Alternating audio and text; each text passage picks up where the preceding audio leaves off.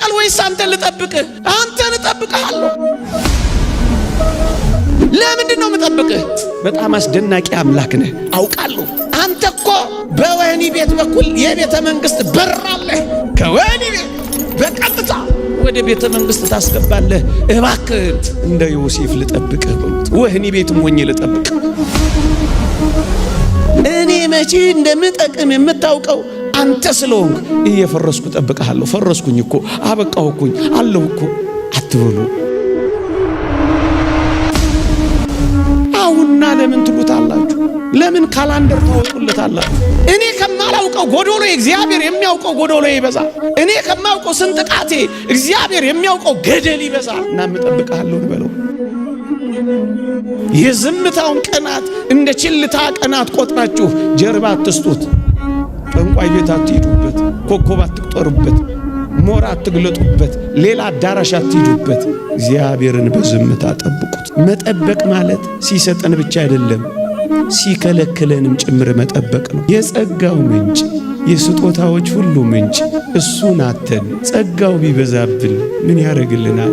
ጌታ ሆይ ጸጋህን ውሰደው። ጌታ ሆይ የጠየቅኩህን አዘግየው። እያሳለፍኩት ያለሁት ሕይወት እኮ የሚገባኝን ሕይወት እኮ አይደለም። ልጠብቅህን? አዎ ጠብቀው። ያ ቃል ኪዳን ከወዴት ነው ያለው ብለህ አትነዝንዘው፣ ጠብቀው። እግዚአብሔር በተቃራኒው ነገር ሕይወት እንደሚሰጥ አታምኑ? ማን አለ? እየሞተ ሕይወት የሰጠ ከአምላካችን በቀር ማን አለ? አትደንግጡ፣ አትሸቡ። አንዳች ነገር እንደመጣባችሁ አትታወቁ። ጥቂት የጨለማ ጊዜ ይኖራል፣ ደግሞ ከዛ ብርሃኑ ይቀጥላል። ለዚህ ነው ቃና ዘገሊላ መጀመሪያ መናኛውን ከዛ ጣፋጩን አመጣው። ያልሰጠኸኝ ምናልባትም የከለከልከኝ ነገር ካለ መከልከልህ ራሱ ለእኔ ጥቅም ስለሆነ ነው አንተን አምኜ የምጠብቀው እንበለው። ወገኖቼ እግዚአብሔርን ማመን ማለት እግዚአብሔርን መጠበቅ ማለት ነው። በስመ አብ ወወልድ ወመንፈስ ቅዱስ አሃዱ አምላክ አሜን። የተወደዳችሁ አገልጋዮች፣ የቤተ ክርስቲያን ልጆች፣ ምእመናንና ምእመናት እንደምን አረፈዳችሁ? እንደምን ዋላችሁ? አሜን። በቸርነቱ የጠበቀን ስሙን እንድንጠራ ቃሉን እንድንሰማ በአጸደ ቤተ ክርስቲያን እንድንሰበሰብ ይህን ጊዜ ስለፈቀደልን ክብርና ምስጋና ለእርሱ ይሁን። አሜን። ለቀደምት አበው ለነቢያት፣ ለቅዱሳን ሐዋርያት፣ ለሐዋርያውያን አበው ለሊቃውንት የገለጸውን ጥበብና ምስጢር ለሁላችንም ይግለጽልን። ይልቁንም ብዙ ነገር ትታችሁ ቃሉን መስማት ፈልጋችሁ በፊቱ ስለተሰበሰባችሁት ስለ እናንተ እንኳን ሲል በጎውንና የሚረባውን ቃል እንዲያስተምረን ቅዱስ ፈቃዱ ይሁንልን። አጠር ላለች ደቂቃ ከኔ ጋር እንቆያለን። እግዚአብሔር ከሁላችን ጋር ይሁን። ከዚህች ዕለት ከእመቤታችን ከቅድስት ድንግል ማርያም በረከት ረድኤት ለሁላችን የሚያሳትፈን አሜን። ርዕሴ እጠብቅሃለሁ በሚል ርዕስ ይሆናል። እግዚአብሔርን ስለ መጠበቅ ጥቂት ሐሳቦችን እናነሳለን። እግዚአብሔር ከሁላችን ጋር ይሁን። ወገኖቼ እግዚአብሔርን ማመን ማለት እግዚአብሔርን መጠበቅ ማለት ነው። እናምነዋለን ስንለው እንጠብቅሃለን ማለታችን ነው። በምንም ሁኔታ ቢሆን እንጠብቀዋለን። አዎን፣ ስለምናምነው በምንምና በየትኛውም ሁኔታ እግዚአብሔርን እንጠብቀዋለን። ጥቂት ነጥቦችን እናንሳ። እንዲህ እንበለው እግዚአብሔርን፣ አንተን የምጠብቀው አሁን የምፈልገውን ነገር ያልሰጠኸኝ ለኔው ጥቅም እንደሆነ ስለምረዳ ነው የምጠብቅህ እንበለው። ያልሰጠኸኝ ምናልባትም የከለከልከኝ ነገር ካለ መከልከልህ ራሱ ለኔ ጥቅም ስለሆነ ነው አንተን አምኜ የምጠብቀው እንበለው። ወገኖቼ ሁለት ወጣቶች እግዚአብሔርን ለመኑት ይባላል። ጓደኛ ማቾች ናቸው። ሁለቱም ተመሳሳይ ጥያቄ አምላካቸውን ጠይቀውታል። እግዚአብሔር ግን እንዲህ አደረገ። ለአንደኛው የጠየቀውን ሰጠው፣ ለአንደኛው ደግሞ የጠየቀውን ከለከለው እና የተከለከለው ክርስቲያናዊ ሰው እግዚአብሔርን ጠየቀው። ጌታ ሆይ የጠየቅነ ተመሳሳይ ጥያቄ ነው፣ አቋማችንም አንድ ነው። ግን ለወንድሜ ሰጠኸው፣ ለኔ ደግሞ ከለከልከኝ። ይህ የሆነው ለምንድነው ብሎ ጠየቀው። እናም አባታችን እግዚአብሔር መልስ ሰጠው። ምን የሚል መልስ? ልጄ ሆይ ለሱ ብከለክለው ይጠፋብኛል፣ አንተን ደግሞ ብሰጥህ ምን ትሆንብኛለህ? ትጠፋብኛለህ። ላንተ የከለከልኩት እንዳትጠፋብኝ ብዬ ነው። ለሱ ደግሞ የሰጠሁት ብከለክለው ይጠፋብኛል ብዬ ነው። እናም ለሁለቱም መስጠትንም ማዘግየትንም እግዚአብሔር የሚያደርገው ለሁለቱም ጥቅም ሲል ነው። ወገኖቼ እግዚአብሔር በጊዜው ጠይቃችሁት አሁን የሰጣችሁ ካልሆነ እንዳንጠፋበት ብሎ ነው።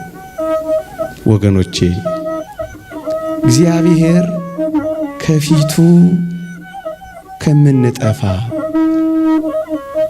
ፊቱን ከምናጣ ምንም ነገር ባይሰጠን ስለሚሻል ለዛ ነው የምንጠብቀው።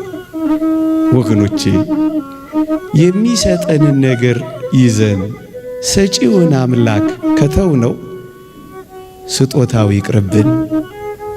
ፓትርያርክ ሽኖዳ እንዲህ ይላሉ፣ እግዚአብሔር ጸጋ እንዲሰጥህ ለምንኸው፣ ጸጋውን ሲሰጥህ አብሮ የጸጋው መያዣውን ትህትናንም አብሮ ካልሰጠህ ልጄ ሆይ አምላክህን እንዲህ በለው፣ ጸጋህን ከእኔ ውሰደው በለው። እየሰማችኋቸው? ጸጋህን ሰጥተኸኝ አንተን ካጣው ጌታ ሆይ ጸጋህን ውሰደው በለው። የጸጋው ምንጭ የስጦታዎች ሁሉ ምንጭ እሱን አተን ጸጋው ቢበዛብን ምን ያደርግልናል? ጌታ ሆይ ጸጋህን ውሰደው። ጌታ ሆይ የጠየቅኩህን አዘግየው። ወገኖቼ የጠየቅኩህ ነገር ወደ እኔ ሲመጣ እኔ ከፊትህ የምወጣ ከሆነ ጌታ ሆይ አንተናና ነገሩ ይቅርብኝ በለው። ለዚህ ነው የምንጠብቀው ወገኖቼ። ምእመናን ጠንቋይ ከሚሰጠን እግዚአብሔር ሺህ ጊዜ ቢከለክለን፣ ወገኖቼ እግዚአብሔር ከሌለበት የሰባ ፍሪዳ ውስጥ ከምንኖር እግዚአብሔር ያለበት ጎመን ብንበላ አይሻልምን? ግድ የለም አንተ የሌለህበትን ፍሪዳህን ውሰደው። ወገኖቼ ከሴጣን መሳም የአምላኬ ቁንጥጫ ይሻለኛል ማለት ምንኛ የከበረ ልመና ነው። ወገኖቼ ይህች ዓለም ማር ከምታቀርብልን ይልቅ እግዚአብሔር መራራ የለውም እንጂ መራራው እንዴት ይጣፍጣል! ለዚህ ነው እኛ እግዚአብሔርን የምንጠብቀው። የሚሰጠን ነገር አሁን ያልሰጠን እግዚአብሔር ለኛ ጥቅም ስለሚያደርገው ብቻ ነው። ወገኖቼ አንድ ሕፃን ልጅ ቢላ ይዞ ሲጫወት ብናየው በእርግጠኝነት ቢላውን መንጠቃችን አይቀሬ ነው። ወገኖቼ ምናልባት የምንጠይቀው ስለት ምናልባት የያዝነው ቢላ ቢሆንስ? በቢላ ልጅ ሲጫወት ዝም ትሉታላችሁ? የኔ ሕፃኗ ልጅ በቢላ ስትጫወት ባያት እነጥቃት የለ? ብትነፈርቅስ ትነፍርቃ፣ ብታለቅስስ ታልቅሳ፣ ብትንደባለልስ ትንደባለላ። እናስ ራሷን ከሚጎዳት እኔ ብነጥቃት አይሻል? እኛ ከአምላካችን በላይ ያውቀን ነው ወገኖቼ። ቢላ ይሁን አበባ ይሁን ለማወቅ የቸገረን ምስኪኖች እኮ ነን ወገኖቼ። ይጥቀመን ይጉዳን የማናውቅ ደካሞች እኮ ነን። እኛ ከአባታችን በላይ ለምን ቢላ ሊያስኩም ብለን መጫወት ከፈለግን እንዴት ከባድ ነው ወገኖቼ። እግዚአብሔር አሁን ከእጃችን ላይ ሚነጥቀን ምናልባት ቢላ ሆኖስ እንደሆነ እግዚአብሔርን በትዕግስት የምንጠብቀው ወገኖቼ አሁን የማይሰጠን ለኛው ጥቅም እንደሆነ ስለምናውቅ ነው። መጠበቅ ማለት ሲሰጠን ብቻ አይደለም ሲከለክለንም ጭምር መጠበቅ ነው። እናስ እንደ ዕንባቆም ድምፃችንን ከፍ አድርገን እግዚአብሔር ሆይ ስትሰጠኝ ብቻ አይደለም ስትከለክለኝም ልጠብቅህን። ወገኖቼ መጠበቅ ማለት እኮ እንደዚህ ነው። ይውላችሁ የተከልነው በለስ ባያፈራም እንጠብቀውን? አዎ። የዘራነው የወይን ሐረግ ፍሬ ቢጎለውም እንጠብቀውን? አዎ እንጠብቀዋለን ወገኖቼ። ከብቶች ከጋጥ ውስጥ ቢጠፉ፣ በጎች ከበረት ቢታጡም፣ ምንም ነገር ባይኖረንም እንጠብቀውን? አዎ መጠበቅ ማለት እሱ ነው። እንደ ዕንባቆም በመጠበቂያዬ ላይ እጠብቅሃለሁ ማለት እኮ ይሄ ነው ወገኖቼ። ምንም ነገር ባይሆን እንኳን እግዚአብሔር ሆይ አንተን እጠብቅሃለሁ ወገኖቼ። በደብረ ታቦር ፊት ሲያበራ ብቻ አይደለም በጌቴ ሴማኒም ጨለማ እጠብቅሃለሁ በሉት ወገኖቼ። በደብረ ታቦር ልብስ ሲያንጸባርቅ ብቻ አይደለም በቀራንዮም እርቃንህንም ሆነህ እጠብቅሃለሁ በሉት። በደብረ ታቦር ካንተ ጋራ ካልሆንኩ ሞቼ እገኛለሁ ብቻ ብላችሁ አትቆሙ። ቀያፋም ግቢ አላውቅህም ብላችሁ እንዳትክዱት እባካችሁ። ቀያፋም ግቢ ቢሆን ጠብቁት። በደብረ ታቦር ደስታ ብቻ አይደለም በጎልጎታ ለቅሶም ላይ ጠብቁት። በኢየሩሳሌም ባለው ውበት ላይ ብቻ አይደለም ደም ግባት አልባ በሆነም ጊዜ ጠብቁት። መጠበቅ ማለት ይሄ ነው።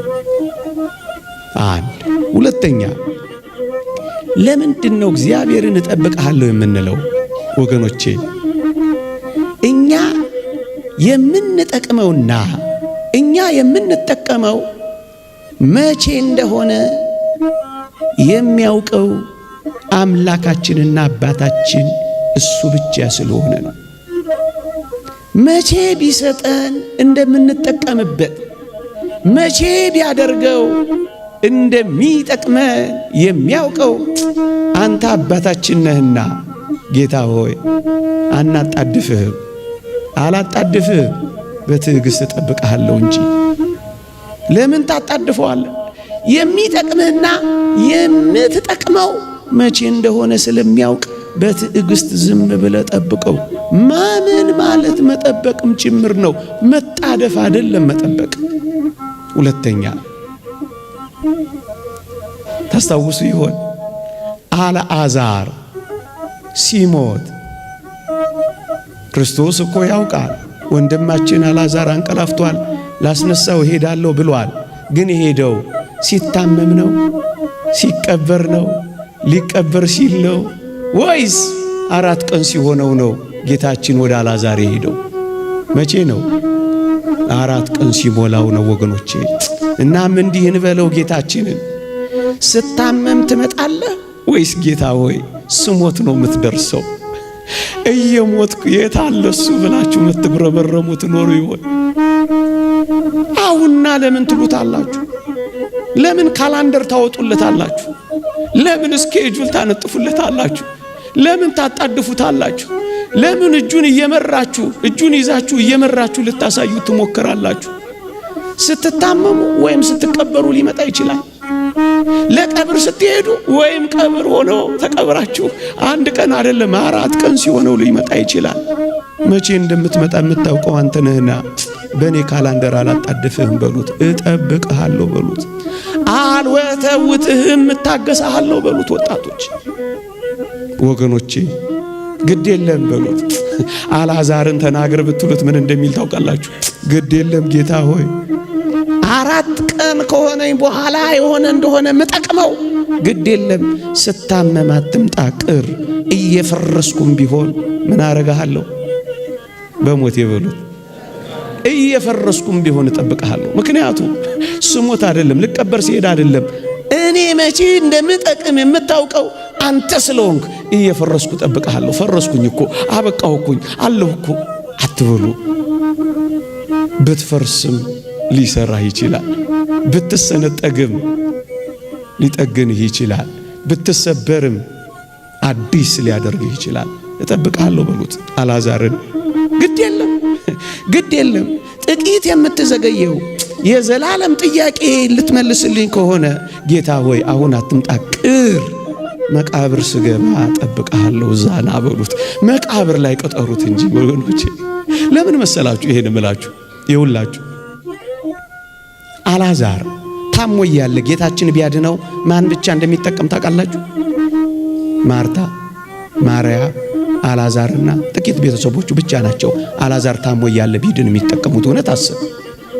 ከመቃብር ገብቶ 4 ቀን ሆኖት ፈርሶ በስብሶ ጅማሬ ጀምሮ ጌታችን ከመቃብር ቢያወጣው ግን ሸቶ ቢያወጣው ግን ማን ነው የሚጠቀመው? ዓለም ሁሉ ነው የተጠቀመው። ይውላችሁ ጌታችን መድኃኒታችን ኢየሱስ ክርስቶስ በሁሉ ዘንድ የታመነ የሆነው በተለይ በሁሉ ዘንድ የታመነ የሆነው አልዓዛርን ከሞት ካስነሳ በኋላ ነው። እና ማርታን እንንገራት። ምን ብለን እንንገራት? አንተ ኖረ ቢሆን ኖሮ እያልሽ አትሚው እንበላት ማርታ። እና ምን እንበላት? ማርታ ሆይ ታሞ ያለ ወንድምሽን ቢያድነው አንቺና ቤተሰቦችሽ ብቻ ትጠቀማላችሁ። ከሞተ በኋላ ግን ጌታችን ቢያስነሳው ግን ዓለም ሁሉ ይጠቀምበታልና የለህም አትበይው እንበላት። መቼ አልዓዛር እንደሚጠቅም ያውቃል አያውቅም? መቼ ቢያስነሳው ስራ እንደሚሰራ ያውቃል አያውቅም? 4ቱ የዝምታ ቀናት የእግዚአብሔር የሥራ ቀናት እንጂ የቸልተኝነትና የልግምና ቀናት አታድርጉት። መቼ እንደሚያድናችሁ መቼ እንደሚመልስላችሁ እናንተ አታውቁ። የዝምታውን ቀናት እንደ ችልታ ቀናት ቆጥራችሁ ጀርባ አትስጡት። ጠንቋይ ቤት አትሂዱበት። ኮከብ አትቁጠሩበት። ሞራ አትግለጡበት። ሌላ አዳራሽ አትሂዱበት። እግዚአብሔርን በዝምታ ጠብቁት ወገኖቼ። ሳይሞት ማዳን ለአንዳንዶች ይቻላቸዋል። ታሞ ማዳን ለናስቀላጴስም ይቻላል። ሞቶ ማዳን ግን ለእግዚአብሔር ብቻ ይቻለዋል። እውነት አስብ። ስራ እንዲሰራ ፍቀዱለት እንጂ እየተጣደፋችሁ የሥራ መስክ አትንፈጉት እንጂ። ለዚህ ነው ማርታንም እንዲህ አልናት፣ የለህም አትበይው። አንተ ኖረ ቢሆን አትበይው። እርሱ የሚሰራውን ታውቂያለሽ። ምን ታውቂያለሽ? ሲሰራ ዝም ብለሽ ተመልከቹ እንጂ ጠብቂው እንጂ እንበላት። እንደውም እንበላት እግዚአብሔር ዘግይቶ ሳይሆን አንቺ ቸኩለሽ ነው እንበላት። እግዚአብሔር ሳይታመን ቀርቶ ሳይሆን አንቺ ተጠራጥረሽ ነው እንበላት። እግዚአብሔር ተንቀራፎ ሳይሆን አንቺ ልቅደም ብለሽ ነው ብለን እንንገራት። አዎ ማርታ ሆይ እንደውም ከፍ አድርገን እንዲህ ለምን አንለው? ምን እንበለው? ጌታ ሆይ አንተ እኔ የማላውቀውን ጎዶሎዬን የምትሞላ ስለሆንክ ከእኔ ከማውቀው ሽንቁሬ አንተ ጠብቀኝ። እኔ ሽንቁሬን ለመድፈን ስሞክር አንተ ለካ ታላቁን ገደሌን ነው የምትሞላልኝ እና እጠብቅሃለሁ እንበለው። እኔ ከማላውቀው ጎዶሎ እግዚአብሔር የሚያውቀው ጎዶሎ ይበዛል። እኔ ከማውቀው ስንጥቃቴ እግዚአብሔር የሚያውቀው ገደል ይበዛል እና እጠብቅሃለሁ እንበለው። እና እጠብቅሃለሁ በለው። መቼ እንደሚጠቅም የሚያውቀው እግዚአብሔር ነው። አንተና እኔ አናውቀው እና ምን ጠብቀዋል? እስኪ የዛኔ ቃና ዘገሊላ አስታውሳችሁ፣ ጋኖቹ ውስጥ ያለው መናኛ ወይን እስኪያልቅ እግዚአብሔር አዲስ ወይን ለመስራት ጊዜ ያስፈልገዋል። ሳያልቅ ለምን ይሰራል? አበረከተ ልታስብሉት ነው? ተውት እንጂ ያ ጊዜ ገና አልደረሰም ያለውን ጊዜ ጠብቁ እንጂ ወጣቶች ጠብቁት። እሱን መጠበቅ ምን ያጣድፋል? ምን ያስቸኩላል? ጠብቁት። ግድ የለም አንተ መናኛው በጣፋጭ ልትቀይረው ከሆነ ግድ የለም የኔ መናኛ ይልቅና ያንተ ጣፋጭ ይቀጥል። ጠብቅሃለሁ በሉት። ጠብቅሃለሁ በሉት። ግድ የለም የኔ ያልኩት ይለቅ፣ ያንተ ያልከው ይለቅ፣ ያንተን ጥፍጣፊ ይለቅ፣ ያንተ ጋን ይታጠብ፣ ምንም ነገር እንደሌለበት ይረጋገጥና እግዚአብሔር ሥራ ሳይጀምር እንደሆነ ታወዋለህ። ጠብቀው። ዓለም እንደሆነ ታውቃታላችሁ። መጀመሪያ መናኛውን ታመጣለች። ይታወቅ ጌታ እግዚአብሔር ምስጢሩን ሁሉ ተመልከቱት። ጨለማን ፈጠረ፣ ከዛ ብርሃን አደረገ። እውነት አሰብ ከብርሃኑ በፊት ጨለማ መኖሩ የዘፍጥረትን መጽሐፍ ጥቂት ገጾች ገና እንዳነበባችሁ ቀንና ሌሊት፣ ጨለማና ብርሃን፣ ክረምትና በጋ፣ መዝራትና ማጨድ በምድር ላይ ይፈራረቃሉ ነው የሚለው። ይሄማ አለ። ወጣቶች አትደንግጡ፣ አትሸበሩ። አንዳች ነገር እንደመጣባችሁ አትታወቁ። ጥቂት የጨለማ ጊዜ ይኖራል፣ ደግሞ ከዛ ብርሃኑ ይቀጥላል።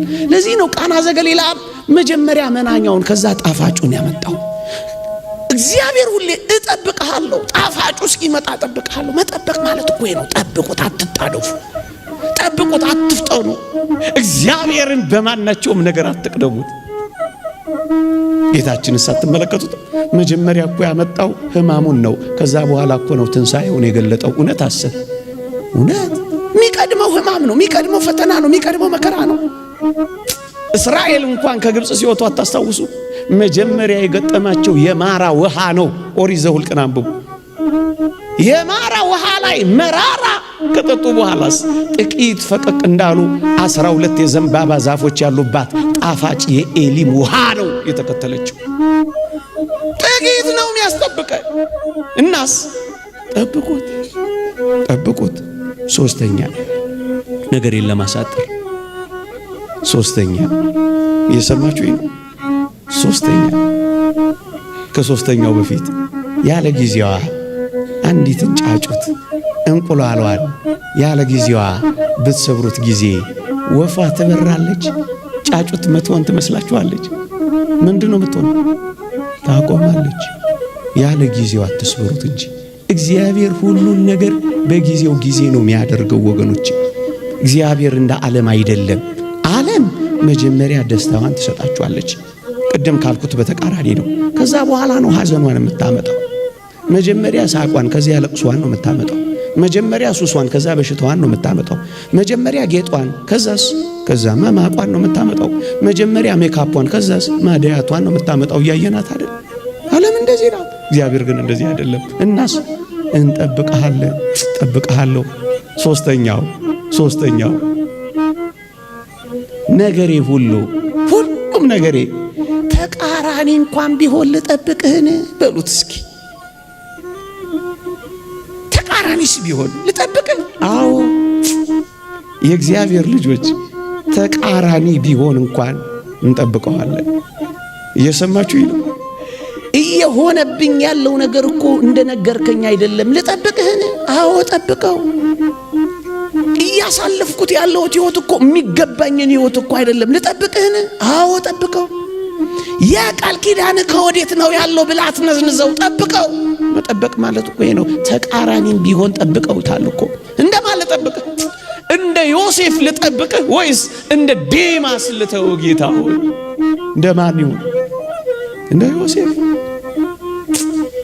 ዮሴፍን ታስታውሳላችሁ? ወንድሞችህ ዮሴፍን አሁን ብናናገረው ምን እንደሚል ታውቃላችሁ? ጌታ ሆይ ወንድሞችህ ይሰግዱልሃል አልከኝ እንጂ ጉድጓድ ይጥሉሃል አላልከኝም። ግን ልጠብቅህ የሚል አይመስላችሁም? ይሰግዱልሃል ያለው ግን ያረገውታል። ጉድጓድ ውስጥ እኮ ነው የጣሉት። ግንስ ልጠብቅህን ቢለው ይጠብቀዋል አይጠብቀው? ተቃራኒ ነው፣ ግን ይጠብቀዋል። ይገዙልህ ወንድሞቼ ይገዙልሃል አልከኝ እንጂ ይሸጡሃል አላልከኝም። እና ልጠብቅህ? አዎ ጠብቀኝ፣ ጠብቀሃለሁ። ተቃራኒ ቢገላበጥም እጠብቀሃለሁ። ከዋክብት ሳይቀሩ ፀሐይና ጨረቃ ሳይቀሩ ሲሰግዱልኝ አሳየኝ እንጂ መቼ እንዲጨልምብኝ አሳየኝ። ግን ልጠብቅህ? አዎ እጠብቅሃለሁ። ተቃራኒ ቢሆንም ጌታ እንደምሆን ነገርከኝ እንጂ የባሪያ ባሪያ እንደሚሆን አልነገርከኝም። ግን ልጠብቅህ? አዎ ጠብቀኝ፣ እጠብቅሃለሁ።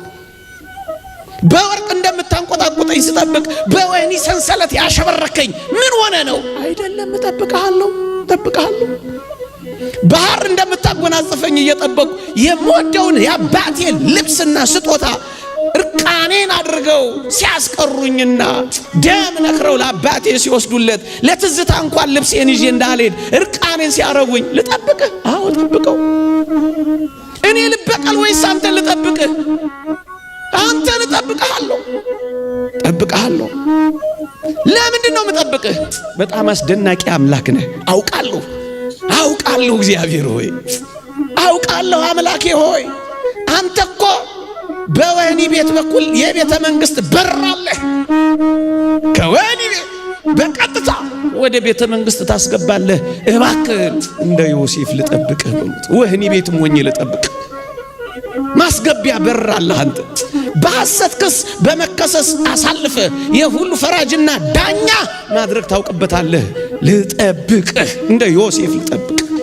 እኔም እንደ ዮሴፍ ልጠብቅህ።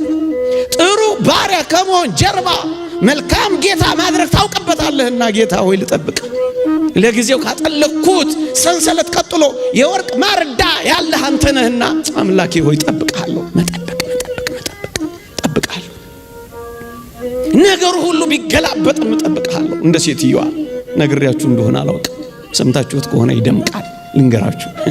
በዚህ በጾመ ነነዌ ለቅዳሴ ሲሄዱ አንድ አቴስት የአማኝ አንዲትን እናት አገኛቸውና በጥያቄ ፈተናቸው። ምን አላቸው? እናቴ አቤት፣ አሁን ይህንን ጾመ ነነዌ ቢባል ታሪክ አምነው ነው አላቸው። ምኑን ልጄ? ይሄ ሰሞኑን የምትተርኩት የቱን? አሳ አንበሪው ዮናስን ዋጠው፣ ከዛስ አሳ አንበሪው ዮናስን ተፋው የሚለውን አምነው ነው አላቸው። ልጄ አንተ የኔ ደነቀ? አዎ። እኔ ግን ነገሩ ቢገላበጥም ተቃራኒ ቢሆንም አምላኬን አምነዋለሁ። እንዴት?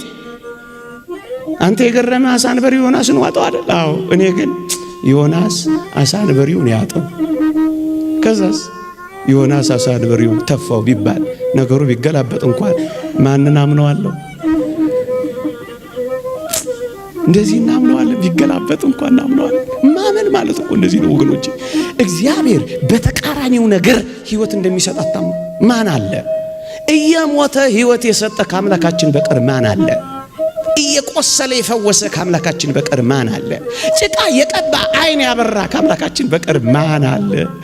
ጭርት በሚያስይዘው ምራቅ ዓይን ያበራ በተቃራኒው የሚሰራ ከሆነ ዝም ብላ ጠብቀው፣ ጠብቀው፣ ጠብቀው፣ ጠብቀው። ጠብቀሃለሁ። የመጨረሻ ለአሁኑ ማለት ነው። ጥያቄን ባትመልስልኝ፣ ጊዜ ቢረዝም፣ ጉልበቴ ቢያረጅም ዝም ብዬ ልጠብቅህ። ተቃራኒ ብቻ ቢሆን አይደለም፣ ዝም ብዬ ልጠብቅህ። ይሄም እኮ ከባድ ጥያቄ ነው። አዎ ጠብቀሃለሁ። እንደማን? እንደ ሙሴ ጠብቀሃለሁ። እንደ ሙሴ ጠብቀሃለሁ። የጠየቀው የትየለሌ ነው፣ ሳይመልስለት መቃብር ነው የገባው። ምእመናን እግዚአብሔርን የምናምነው ባይመልስልንም ጭምር እደግመዋለሁ። መልስ የለም የሚል ማክበቢያ እንኳን ቢኖር እግዚአብሔርን እናምነዋለን፣ እንጠብቀዋለን። ሙሴ እንደዚህ እኮ ነው የሆነው። ጥያቄው ሳይመለስ ፊትህን ልይ አለው፣ ጠየቀው። ጥያቄውን ሳይመልስለት ወደ መቃብር አገባው። እግዚአብሔር ከመቃብር ባሻገር መልስ አለው የለው? የለው? የለው? አለው? የለው? አለው። ይሄን አምላክ ይዤ መቃብርን ብገባ አንተን እጠብቅሃለሁ፣ ባትመልስልኝም እጠብቅሃለሁ። ምን ይሄ ብቻ ወገኖቼ። ወደ ከነዓን እየመራ የሄደው ሙሴ ነው። በውሃ ሙግትና ክርክር ምክንያት ደርሶ ከነዓን ጥቂት ሲቀረው ምን እንደሆነ ታውቃላችሁ? በውሃው ክርክር ምክንያት እስራኤል ውሃ ስጠን አሉት። ሙሴ ከየት ያምጣ? በረሃ ነው እንደምታውቁት። ከዛስ እግዚአብሔርን ለመነ። እግዚአብሔር ቸር ነው። በበረሃ የሚወስደው ማንነቱ ሊገልጥ ነው እና ምን አደረገ? ጭንጫውን ምታው፣ እኔ ውሃ አፈልቅላችኋለሁ አለው። አሮንና ሙሴ ሕዝቡን ሰበሰቡና ኑ ውሃ እናወጣላችኋለን አለ። በዚህ እግዚአብሔር ደስ አልተሰኘም። ለምንድን ነው ደስ ያልተሰኘው? እና ወጣ ላችሁ አለ። እናወጣላችሁ ስሜን በሕዝብ ዘንድ ትቀድስ ዘንድ አልወደድክምና ከነዓን አትገባም አለው። ከዛስ አሳየው ማርና ወተት የምታፈሰው፣ ግን ሙሴ አልገባ። ለፍቼ ደርሼ ምን ነው ሳታስገባኝ ልተው ወይስ ልከተልህ አይለውም ሙሴ። በጣም ይደንቃችኋል። ሙሴ እግዚአብሔርን የሚከተለው፣ ሙሴ እግዚአብሔርን የሚያምነው፣ ሙሴ እግዚአብሔርን የሚጠብቀው ለከነዓን አይደለም፣ ለእግዚአብሔር ብቻ ብሎ ነው። እየሰማችሁኝ ነው? ከምድር በታች ላለው ነገር አይደለም እኛ እግዚአብሔርን የምንጠብቀው። ከፍ ያለ ከነዓን ባያስገባውም እያገለገለው አረፈው ሙሴ። እያገለገለ ተሰናበተው ሙሴ። ጥያቄህን ባይመልሰው ያን ሁሉ ሕዝብ አጅቦ ቀባሪ እንኳን አላገኘም ሙሴ። ምክንያቱም የሙሴን መቃብር ካወቁ እስራኤል ወደ አምልኮት እንዳይገቡ የሙሴን መቃብር እንኳን ሰውሮታል። መጽሐፍ ቅዱስ ስለ ቅዱስ ሚካኤል ሲናገር ስለ ሙሴ ሥጋ ሲከራከር ሚካኤል ዲያብሎስን እግዚአብሔር ይጣላሃለው እንጂ ያኛው ካላሳየው ይላል። ይላል ቅዱስ ሚካኤል። ያኛው ሕዝቡን ሊያስት ነው፣ ቅዱስ ሚካኤል ሊጠብቅ ነው። ስለ ሙሴ ሥጋ እንኳን መቃብር እንኳን የሚከራከር ቅዱስ ሚካኤል በረከቱ ይደርብን። ለከነዓን አይደለም የሚያገለግለው፣ ለራሱ ለፍቅሩ ነው። ይጠብቀዋል፣ ይከተለዋል። ጥያቄው ባይመለስም እርሱ ግን ከእርሱ ፈቀቅ አይልም። ጥያቄያችሁ ባይመለስም እግዚአብሔርን ተከተሉት፣ ጠብቁት። ወገኖቼ ከፍ አድርገን እንጠይቀው። እሳት ውስጥ ሆነን ታድነናለህ ወይስ እሳት ውስጥ ሳንገባ ትታደገናለህ? እሳቱን አጥፍተ ሳይሆን እሳቱ መሃል ሆኜ ለማዳንን ታላቅነት ያለህ ነውና ግድ የለም። እሳት ውስጥ ሳልገባ ሳይሆን እሳት ውስጥ ገብቼ እንደምታድነኝ አምናለሁና እሳት ውስጥ ሆኜ እጠብቅሃለሁ በሉት። እሳት አጥፍቶ ሳይሆን እሳት ውስጥ ሆኖ ማዳን የሚችል አምላክ ስለሆነ አጥፍቶ ከማዳን እሳት ውስጥ ሆኖ ማዳን ስለሚበልጥ የሚበልጠውን ምስጢር ለማየት ታግሼ አንተን እጠብቅሃለሁ በሉት። አላኮርፍህም፣ እጠብቅሃለሁ። አልክድህም፣ እጠብቅሃለሁ። ዓላማህም እጠብቅሃለሁ። ፍቅሬን አልቀንስም፣ እጠብቅሃለሁ። ለምን እንደሚያስጠብቀን አናውቅ። አንድ ታሪክ ልንገራችሁና አላብቅ። ቅዱስ ቄርሎስ የሚባል ቄርሎስ አራተኛ የሚባል በግብጽ ቤተ ክርስቲያን ታላቅ ፓትርያርክ ነበር። ከቅዱስ ሚናስ ከሰማዕቱ ሚናስ ጋር ወዳጅ ነበር። ሰማዕቱ ሚናስ ኅዳር 15 ይከብራል። ታላቅ ሰማዕት ነው። ይሄ ቅዱስ ቄርሎስ በጣም በበረክ እኛም ሀገር መጥቶ ነበር። አፄ ኃይለ ሥላሴ በነበሩበት ዘመን እዚህ መጥቶ ነበር። በጣም ቅዱስ አባት። በግብጽ ቤተ ክርስቲያን እንደ ቄርሎስ ያለ ቅዳሴ የቀደሰ አባት የለም ይባላል። መጻሕፍቱን አዜብ በሬ ተርጉመዋለች፣ ማንበብ ትችላላችሁ። አንድ ቀን እንዲሆነ ጠዋት ቅዳሴ ከቀደሰ በኋላ ልጆቹን ይባርካል። በቅዳሴ ላይ የተገኙትን የንስሐ ልጆቹንም ይባርካል። እና አንድ ቀን ምን ሆነ መሰላችሁ? ሁሉም ሲባረኩ አንድ በጣም ተወዳጅ ልጁ ስራ አረፍዶበታል፣ ቸኩሏል። ብቅ እያለ ሊባረክ ይመጣል። ልጄ ቆይ ይለውና ሌሎችን ያሳልማል። ልጁ ደግሞ ትንሽ ይታገሳል። ከዛ ደግሞ ትንሽ ቆይና ፋታ ወስዶ አሁንስ ልባረክ ብሎ አባታችን ጋር ይመጣል። እውነተኛ ታሪክ ነው የምነግራችሁ። አሁንም አባታችን ቄርሎስ ልጄ ሆይ ቆየኝ ይለዋል። አሁን ትንሽ አልበዛም? ትንሽ እየተጉተመተመ ይመለሳል። ከዛ ደግሞ ትንሽ ይቆይና ይሄድና አባቴ ሆይ ባርከኝ ይለዋል። ልጄ ሆይ ቆየኝ ይለዋል። አሁን መቅነጥነጥ ይጀምራል። በጣም መጣደፍና መቸኮል ይጀምራል። ሁሉንም ካሰናበተ በኋላ አባ ቄርሎስ ጠራውና ልጄ ሆይ አሁን ሂድ ተባረክ ይልና ይባርከውና ያሰናብተዋል። አጅሬ ስለረፈደበት በጣም ስለቸኮለ እየተጣደፈና እየተከነከነ ልክ ቢሮ ሲሄድ ከቢሮ ትይዩ ትልቅ ዛፍ ነበር። እሱ ከሚቀመጥበት ወንበር ትይዩ አንድ ትልቅ ዛፍ ነበር። ለካ በዛሽ ቅጽበት አባ ቄርሎስ ቆየኝ ልጄ በሚልበት ቅጽበት ያ ትልቅ ዛፍ ወድቆ ልጁ የሚቀመጥበትን ወንበርና ቴብል እንክት አድርጎ ሰብሮት ነበር። እንደ ተቀዠቀዠ ቢሄድ ምን ይሆን ነበር? እንደዚህ ያለኝ አንድ ልጅ ደስ ሲል በደንብ ነው የገለጸልኝ። ይሞት ነበር። አትጣደፉ፣ ጠብቁት። እየሰማችሁ ነው። ደስታም ብታገኙ ደግሞ እጅግም አትቦርቁ። ስለ ፈተና አብዝቼ ደስታ ደግሞ አንዳንዶች እግዚአብሔርን እንዳይጠብቁት እንዳይታገሱት ያደርጋቸዋል። የቀበሮዋን ታሪክ ልንገራችሁና ላብቃ።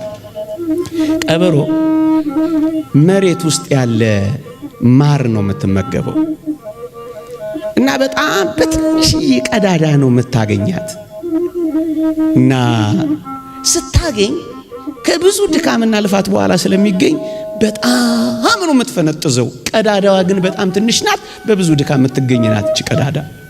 እና ቀበሮቲ ምን ታደርጋለች? ልክ ምግቧን ያገኘችበትን ቀዳዳ ስታገኝ በጣም በደስታ እየተገለባበጠች አክሮባት እየሰራች ምን ታደርጋለች? ትደሰታለች። እንደ ሕፃን ልጅ ሆነ እንዲማወራላችሁ እንደ አባባ ተስፋዬ በጣም ትፈነጥዛለች። ከዛስ ከፍንጠዛዋ በኋላ ማሯን ልትበላ መለስ ስትል ምስኪን ናት፣ ቀዳዳዋ ይጠፋባታል፣ ማሯ ይጠፋባታል እና በጣም ትሰቃይ። አንዳንዶቻችን የደስታችን ልክ ቀዳዳችንን እያስጠፋን ደስታችንን በሐዘን እየቀየረብን ነውና በልክ እንደሰት። ከዚያ ቀበሮ ከዚህ ሁሉ ልምድ በኋላ ምን እንዳደረገች ታውቃላችሁ? ልክ የማሯን ቀዳዳ ስታገኝ በአንድ እግሯ ቀዳዳው ላይ ትቆምና በሌላኛው እግሯ እና ይህንን አትተውት ለማለት ነው። ይቆየን። የእግዚአብሔር ቸርነት፣ የእመቤታችን አማላጅነት፣ የቅዱሳን በረከት ረድኤት አይለየን። ወገኖቼ አንድ ነገር እንድናገር ብቻ ፈቀዱልኝ። እንደዚህ ወጣትን ማግኘት ብዙ ሰዎች ያስፈልጉናል። ወጣቶችን የሚሰበስቡ ከኳስ ቤት የሚያመጡ እንዲህ ወዳለው ጉባኤ እግዚአብሔር የሚሰበስቡ ከጫት ቤት የሚነጥቁ በኪነ ጥበብ እያዋዝ የእግዚአብሔርን ቃል የሚሰጡ አንድ አይደለም፣ ሁለት አይደለም፣ ሶስት አይደለም፣ በጣም ብዙ ሺህ ሰራተኞች ያስፈልጉናል። ዓለም በብዙ ርቀት እየሄደብን ነው። እኛ ሀገር በእግር እንኳን መከተል አቅቶናል። ብዙ ጉድለቶች ሊኖሩ ይችላሉ። እንደ ጀማሪ እኔ አላውቃቸውም እነዚህን ወንድሞች። እንደ ጀማሪ ሁላችንም በጉድለት ውስጥ ነው የምንኖረው ወገኖቼ። ቀዳዳችንን እየተደፋፈነ ጉድለታችንን በውስጥ መስመር ነው ብትሉት በውስጥ መስመር እኔ አላውቀውም ይሄን ውስጥ መስመር። እግዚአብሔር ይመስገን እስከ ዛሬ በውስጥ መስመር እየተነጋገረ